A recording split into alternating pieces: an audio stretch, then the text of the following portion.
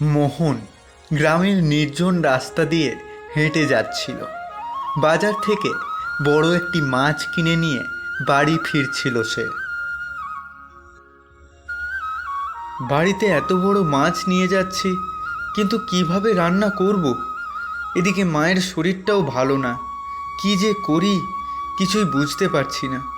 সারাদিন কাজ করে আবার বাড়ি গিয়ে রান্না বান্না করা, মায়ের দেখাশোনা করা বেশ কষ্টকর হয়ে যাচ্ছে।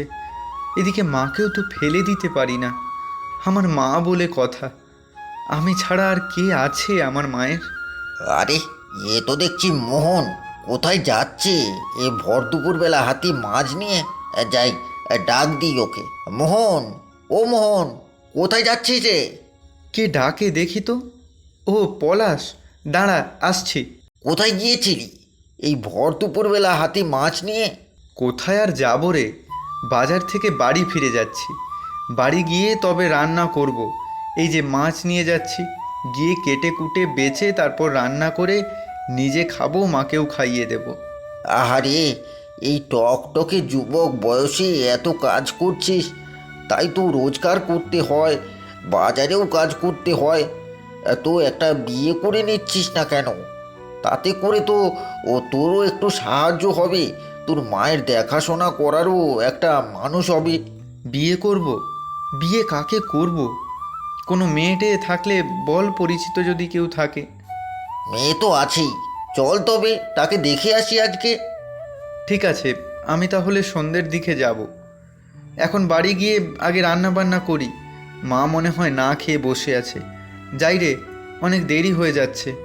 ঠিক আছে, আমি সন্ধ্যের দিকে তোদের বাড়ি গিয়ে তোকে নিয়ে যাব, কেমন? এই বলে মোহন বাড়ির দিকে হাঁটা শুরু করলো।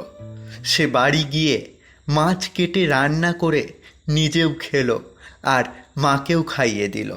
মা, বলছি পলাশ বলছিল কোন মেয়ে নাকি আছে তার পরিচিত, মানে বিয়ের কথা বলছিল আর কি। তুমি কি বলো, আমি কি মেয়েটাকে দেখে আসবো?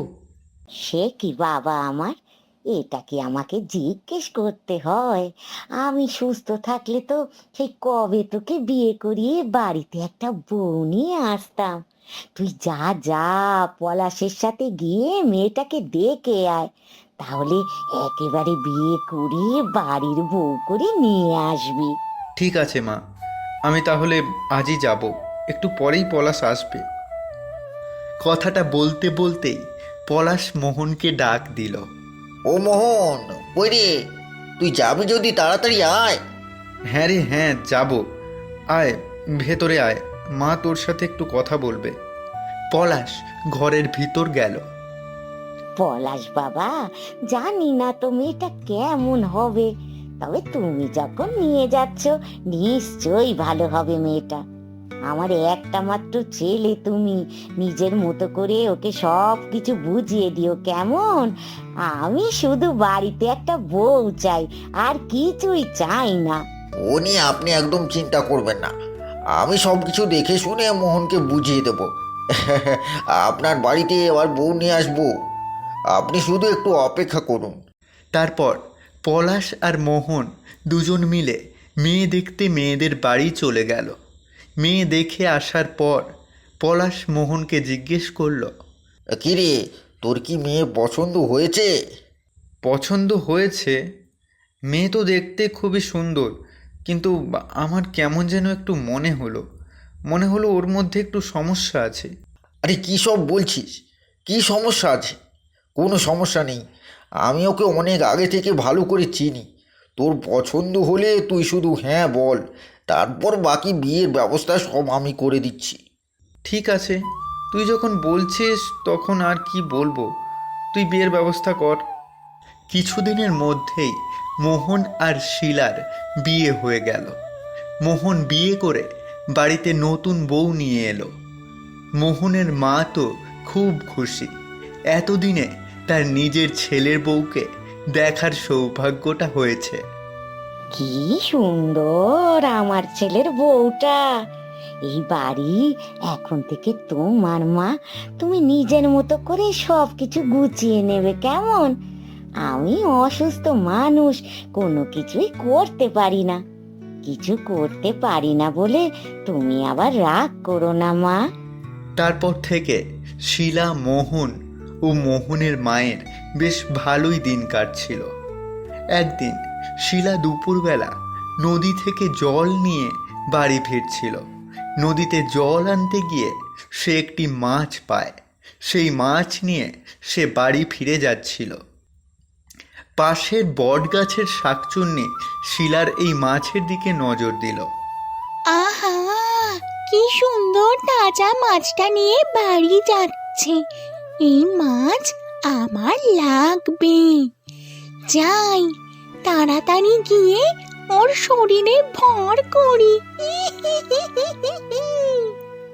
শাকচুন্নি সাথে সাথে শিলার শরীরে ভর করে ওদের বাড়ি চলে গেল। শিলা বাড়িতে ঢুকতেই মোহনের মায়ের কেমন অস্বস্তি লাগতে শুরু করে। শিলার লাল চোখ দেখে মোহনের মা বলল, এ কি বৌমা, তোমার চোখ দুটো এমন লাল হয়ে যাচ্ছে কেন মা? তোমার কি শরীর খারাপ হয়েছে নাকি মা? না মা, আমার শরীর খারাপ করেনি, আমি একদম ঠিক আছি। এমনিতেই চোখ দুটো একটু লাল হয়ে আছে। আপনার কি কিছু লাগবে মা? না না, আমার কিচ্ছুটি লাগবে না। তা মাছ করতে কে নিয়ে এলে গো? নদী থেকে জল আনতে গিয়েছিলাম, তখন পেয়েছি।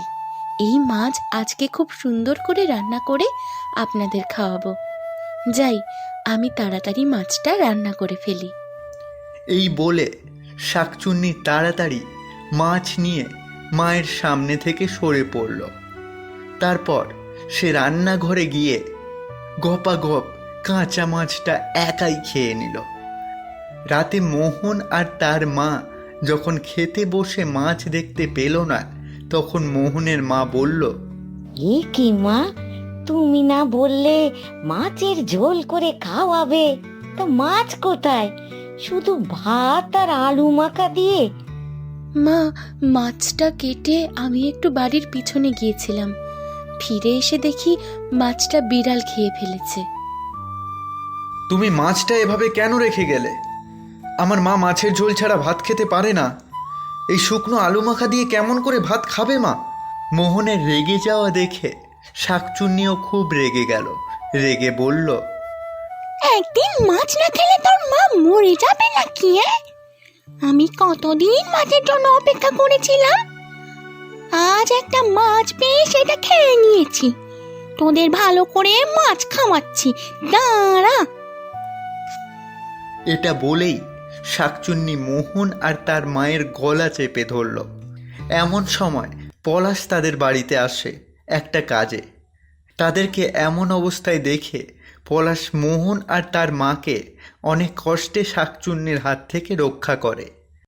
নিজের বউয়ের এমন আচরণ দেখে মোহন আর তার মা দুজনেই ভয় পেয়ে যায়। তাদের আর বুঝতে বাকি রইল না বউয়ের শরীরে শাকচুন্নি ভর করেছে। মোহনের বন্ধু পলাশ তাড়াতাড়ি তান্ত্রিক নিয়ে বাড়িতে এলো। তারপর পূজা পাঠ করে শিলার শরীর থেকে শাকচুন্নিকে বশ করলো। খুব বাঁচা বেঁচে গেলাম। পলাশ বন্ধু, তুই যদি সময় মতো না আসতিস তাহলে হয়তো আজকে আমি মা দুজনেই মারা যেতাম। তারপর থেকে তাদের আর কোনো সমস্যা হলো না। মোহন তার মা এবং বউকে নিয়ে অনেক সুখে দিন কাটাতে লাগলো।